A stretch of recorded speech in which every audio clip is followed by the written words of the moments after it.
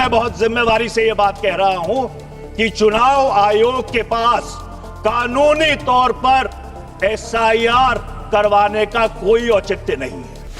327 में मतदाता सूची, सीमांकन, चुनाव संचालन और उसके लिए कानून बनाने की सिफारिश संसद को करने की सत्ता चुनाव आयोग को दी है।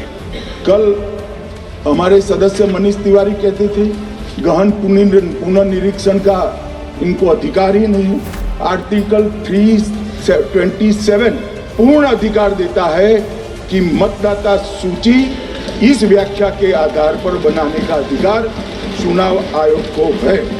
मान्यवर एसआईआर पर ही सवाल उठा दिए। मान्यवर इन्होंने कहा कि एसआईआर आज क्यों हो रहा है।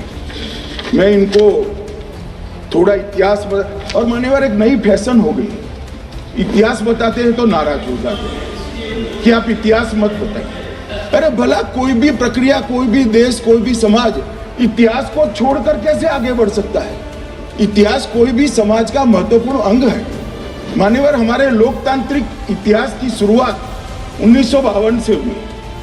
गहन पुनर्निरीक्षण एसआईआर कब हुआ? 1952 में। एसआईआर की क्या जरूरत है वो कहते हैं, इसलिए मैं कहता हूँ। तो उस वक्त प्रधानमंत्री कौन थे? जवाहरलाल नेहरू। किस पार्टी से थे? कांग्रेस पार्टी से। दूसरा कब हुआ? 1957 में। फिर जवाहरलाल नेहरू प्रधानमंत्री थे, कांग्रेस पार्टी से थे।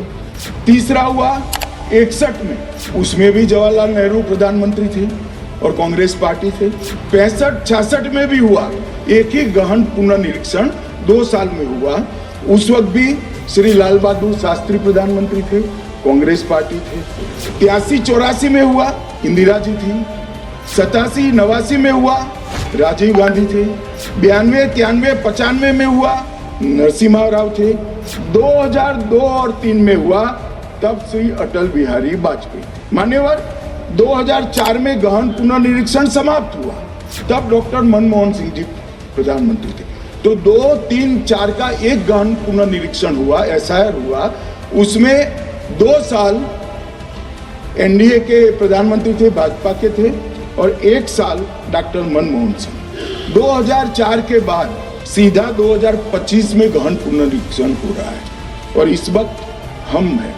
एक पूरा गहन पुनर्निरीक्षण एसआईआर की प्रक्रिया का आज तक 2004 तक किसी भी दल ने विरोध नहीं किया है, क्योंकि ये चुनाव को पवित्र रखने की प्रक्रिया है। चुनाव के उद्देश्यों को, लोकतंत्र को स्वस्थ रखने की प्रक्रिया है।